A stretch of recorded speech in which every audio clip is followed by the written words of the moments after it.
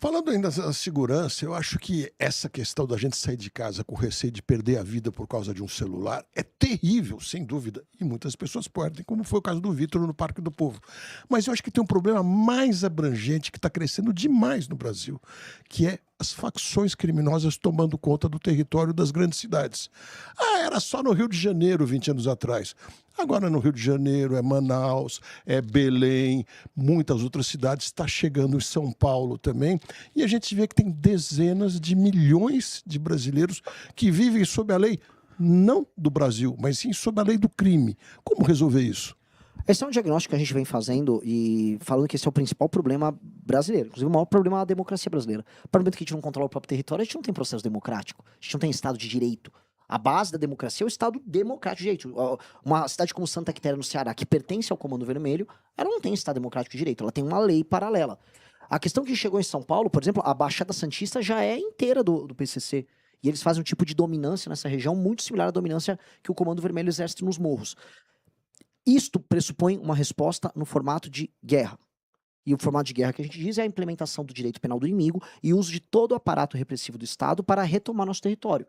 Isso faz parte de uma constatação. O Brasil tem ou não tem territórios controlados pelo crime? Se o Brasil acha que não tem, o que eu estou propondo não faz sentido. Agora, se você perguntar para pelo menos 40 milhões de brasileiros que são obrigados a circular nesses territórios, todos eles sabem que tem. Todo mundo sabe que se você for pegar um Uber na Rocinha, o Uber vai tomar tiro e o cidadão que pediu Uber vai tomar uma surra, que eles passaram um salve proibindo você de pegar um Uber ali. Todo mundo sabe que se você aparecer com uma determinada roupa da Adidas, vou falar uma marca, numa determinada favela em Salvador, você será morto, porque isso impõe uma espécie de uma marketing para uma outra facção. Portanto, você vive uma lei paralela. Se essa lei paralela existe e existe sobre o Estado brasileiro, nós temos que passar um fogo nesses caras. Esses caras têm que ser tratados como inimigos, é um inimigo invasor. E aí eu vejo de alguns jornalistas em alguns lugares, nossa, o Renan tá falando de direito penal do inimigo, isso é muito perigoso. Perigoso é o que acontece todo dia centenas de pessoas morrem em confrontos do crime organizado, centenas. Os caras ficam discutindo o sexo dos anjos, não, veja só, estamos agora falando, tá toda... Houve um homicídio de uma determinada minoria, aí para-se o Brasil para discutir, a Marielle, uma vereadora morreu, para-se tudo. Tudo bem, pessoal, mais de 100 pessoas morrem todos os dias, e os responsáveis por isso são as facções. Nós vamos fingir que isso não existe?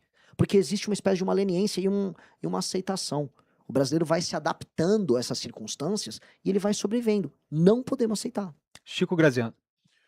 Eu vou voltar para a questão do agro, mas vou fazer uma conexão com isso que nós estamos falando aqui, que são as invasões de terra do MST. Claramente não são democráticas. O cara vai lá, com foice, com um facão, com espingarda, com revólver e invade a fazenda, mete fogo nas coisas, etc. No entanto, em nome, sei lá, se dos direitos humanos, ou em nome de não sei o quê, o Estado brasileiro, como instituição, tem tolerado esse comportamento. Eu não quero nem falar do resultado da reforma agrária, porque talvez até você pudesse visitar um desses assentamentos aí, não esses que servem para o marketing do MST, né? Mas para ver um assentamento, para ver a pobreza que é, né? Aliás, hoje em dia não tem nem mais muito pobreza, eles já arrendaram tudo, quer dizer, muita gente que toca lá, você sabe disso.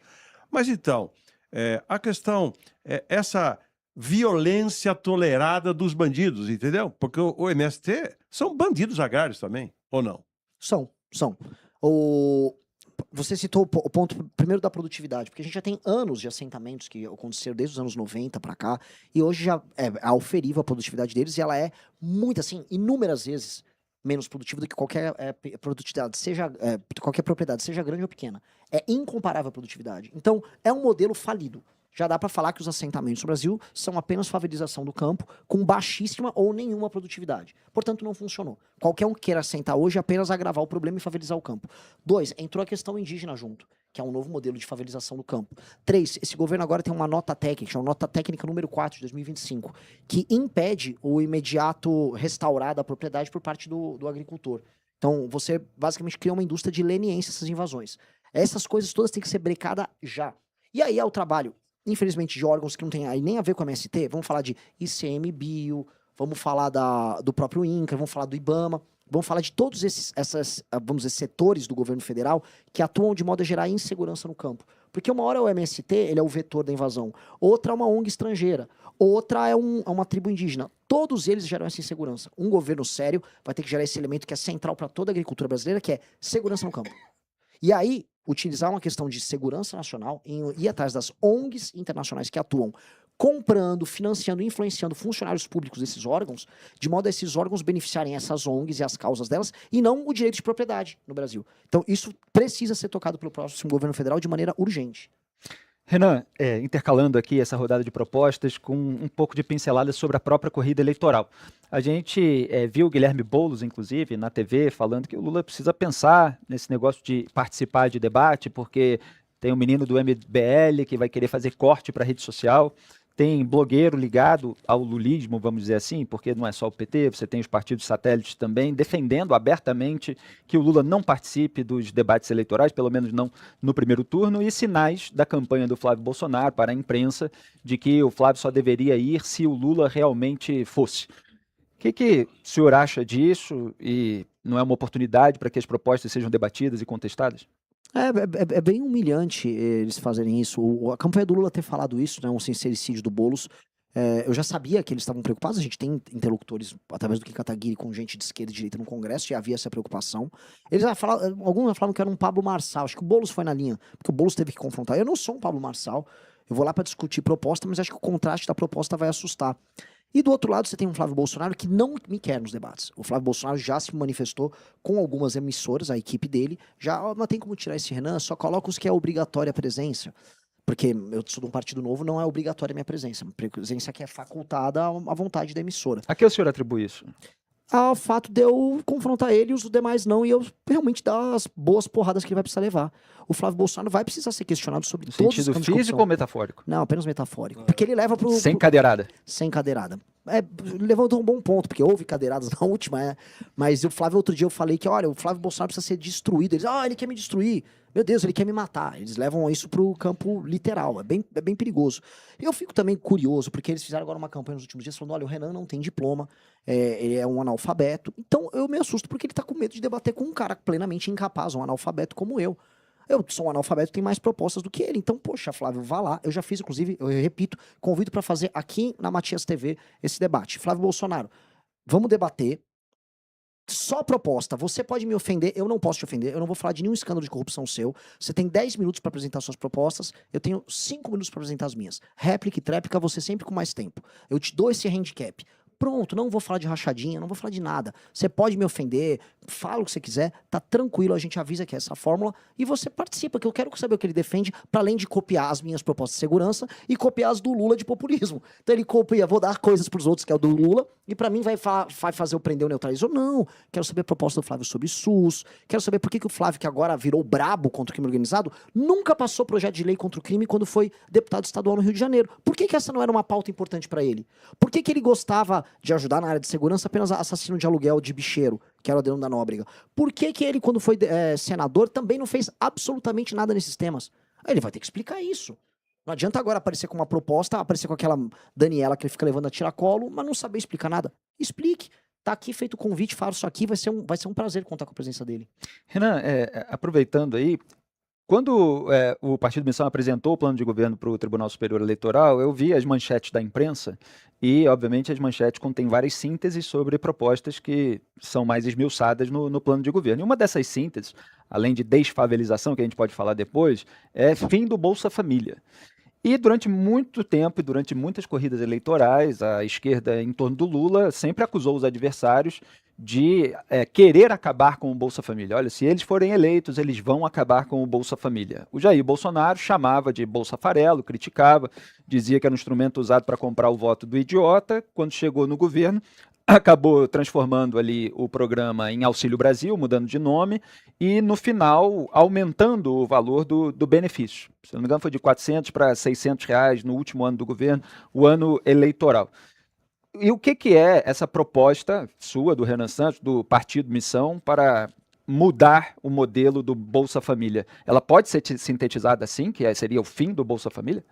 Aí houve um pouco de preguiça de alguns veículos de imprensa, que estão loucos para me pintar como autoritário, como alguém que não gosta do povo, essas coisas.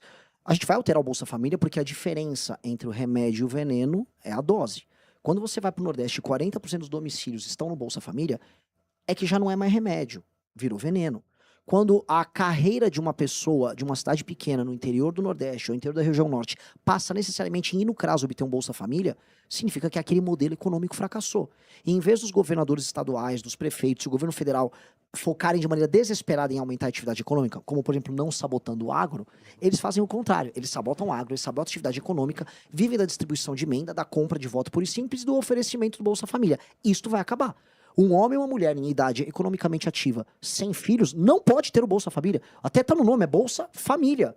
Bolsa Família. Agora, uma mãe que tem 2, 3, 4 filhos numa cidade que não tem atividade econômica, ela precisa do Bolsa Família. Na verdade, eu prefiro até tirar de quem vai ter que trabalhar e colocar um pouco a mais para essa mãe do que o contrário, como está sendo feito. Só um detalhe, homem, mulheres solteiros, você Agora diz? o governo, o casal já constituiria uma família? O governo agora está permitindo que solteiros obtenham. Foi recente. Solteiro sem filho, Exato. aí você pretende tirar. Não pode ter, assim, isso é uma loucura. E aí o que nós vamos fazer? Primeiro, em municípios em que não há atividade econômica, nós vamos trazer frentes de trabalho. Como o Roosevelt fez em 29. O Roosevelt, houve a crise e eles falaram, vamos fazer frente de trabalho de infraestrutura. A infraestrutura, nesses ambientes rurais em que há uma maior incidência de Bolsa Família, ela é inexistente. Eu fui para uma das cidades mais pobres do Brasil, Marajá do Sena. O pequeno agricultor que faz a agricultura familiar de milho dele, ele não consegue botar numa saveiro o milho dele e levar ela para a cidade, que seja para mandar para um repassador, porque simplesmente não tem a via de acesso. Vamos fazer um programa de micro-reformas de infraestrutura, contando com essas pessoas, pagando um valor um pouco maior do que o Bolsa Família e inserindo essas pessoas nessas obras. Para isso tem que fazer reforma fiscal, para ver espaço fiscal para o governo investir junto com os municípios, e à disposição do cidadão, ao chegar no CRAS, em vez de encontrar automaticamente o Bolsa Família, encontrar o formulário. Olha, vem participar dessa frente de trabalho, trabalha 4 vezes por semana, vai receber por hora um valor melhor, e aí a gente começa a reinserir essas pessoas. E onde há aumento de atividade econômica, aí o Bolsa Família tem que ser substituído. Até porque alguém paga essa conta. Tem um entregador agora, um motoboy, um cara do iFood, trabalhando em dobro para sustentar ele, o Estado brasileiro e outras pessoas que não estão trabalhando. Eu trabalho por essa pessoa também. Eu tenho que olhar pro cara que tá pagando esse imposto, que não aguenta mais trabalhar. Paga um celular caríssimo pra poder trabalhar, a moto tá insuportável para ele pagar. Hoje ele tem que parcelar a pizza no iFood. As pessoas estão ficando pobres. Então, eu tenho que ter um lado no início. No lado, agora, é a galinha dos ovos de ouro, que é o trabalhador brasileiro. Eu vou salvar o trabalhador que tá pagando a conta, vou desafogar ele e vou criar meios pra pessoa que tá no Bolsa Família poder sair. Do jeito que tá, parece que a gente comemora, aumentou o número de pessoas no Bolsa Família. Isso virou loucura. Só um pontinho aí a respeito disso, porque muitas vezes a gente vê críticas no campo da direita a ascendência que o PT tem sobre uma boa parte da população do Nordeste e uma boa parte que é beneficiária do Bolsa Família. O senhor tem viajado bastante pelo Brasil. O senhor chegou a falar disso lá no Nordeste? Quer dizer, existe adesão em determinados segmentos da população a uma ideia como essa? Ou o senhor entende que a população lá seria mais refratária a esse tipo de proposta? Felipe, eu sou muito honesto, lá e aqui. Vai ter uma parte da população que, olha, papai Lula, eu recebo um Bolsa Família e eu não quero ouvir o que você tem a dizer. Existe uma parte da população e, honestamente, eu não tenho muito a tentar convencer essa pessoa. Essa pessoa só acredita num modo de vida que foi ofertado para ela no começo dos anos 2000, ali, quando surge o Bolsa Família, e não tem muito papo. Agora, as pessoas mais novas têm isso aqui na mão, o celular. E o celular mostra outros Brasis. Então essa pessoa vai lá, tá no Instagram, tá no TikTok, ela vê um vídeo de algo que tá acontecendo em Santa Catarina, algo que tá acontecendo em Goiás, algo que tá acontecendo no Mato Grosso. Descobre que o primo foi morar no Mato Grosso e arrumou um emprego e tá ganhando bem. Essas pessoas estão migrando. Então a primeira resposta que essas pessoas estão dando lá no Nordeste é migrar. Tanto que o Nordeste continua empurrando a população jovem para fora. O único estado que não tá com fluxo negativo populacional é a Paraíba, o resto tá todo expulsando a própria população. Então esse jovem já tá tomando uma decisão. Ele não quer ver do Bolsa Família, ele quer trabalhar em outro lugar. Agora, quem fica na cidade? Às vezes tem que cuidar de uma mãe, às vezes vive num núcleo familiar, perdido num rincão. A essa pessoa tem que ser dada a oportunidade de ela não ficar no Bolsa Família. A gente tem que começar a salvar, especialmente as gerações mais novas. E isso explica muito o porquê quando eu rodei o Nordeste, adquirido uma boa intenção de voto, sendo uma pessoa mais à direita, nesses locais, porque eu falei com mais jovens. O mais jovem no Nordeste, ele quer emprego, quer comprar coisas e não quer ser roubado. São as 3 coisas que ele quer. É muito simples. É diferente, às vezes, da mãe ou do pai mais velho, que essas pessoas já meio que aceitaram de maneira passiva